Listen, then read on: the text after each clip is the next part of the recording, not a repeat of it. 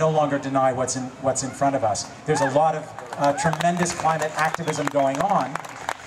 And as Naomi said earlier, some of the biggest sites of resistance, like the tar sands in Alberta, and many cases in Latin America and Africa and Asia, are indigenous-led struggles where environmental movements and other movements that haven't traditionally been associated with environmental issues are starting to converge around the greatest threat to life on our planet.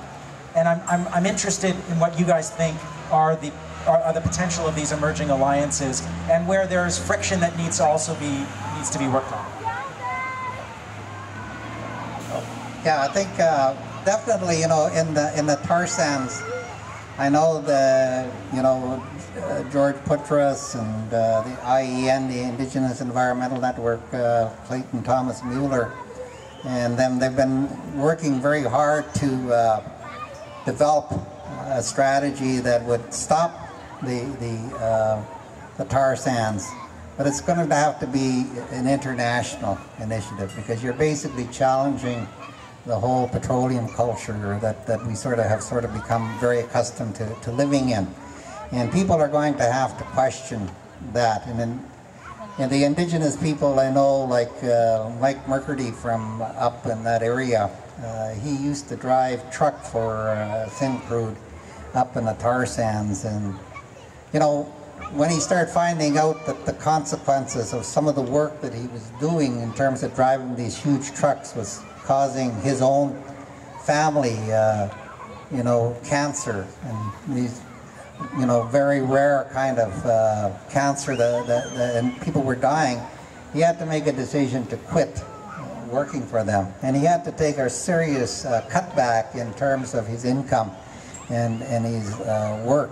And I think, those are the kinds of situations that I think people have to start thinking about, when we start thinking about prosperity mines, when we start thinking about Enbridge, when we start thinking about expanding Sun Peaks, and you start thinking about all these different things, you're going to have to realize that there is going to have to be some change, fundamental change. And I think Indigenous people are the ones that have been raising that more consistently, because, the Indigenous people up in the Chilcotin, they realize that there will have to be serious challenges to their indigenous-based economies if these mine is put in or the mine is stopped. We think just like anybody else in this country, in this world,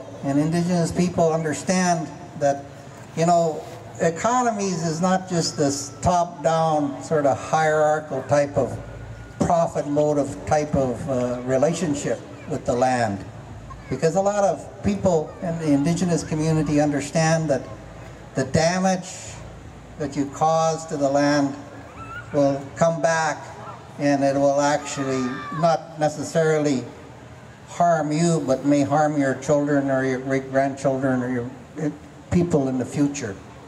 And that's what they're thinking about. So this is what I mean by working with Indigenous people, is to start opening up your mind to the fact that there is a different way of looking at our land, our Mother Earth. And this is what we need to do, And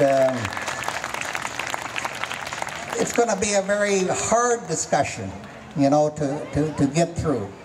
But fish and animals and the earth and ourselves, when our elders talk about it, us being in a circle, they mean that from the perspective globally, in that you need to think about your economics.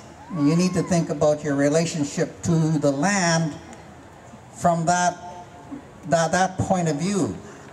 And you have to make changes along that way. And this is what the debate about Fish Lake, Enbridge, Sun Peaks, tar sands, and all these things, that's what has to draw out in the discussion.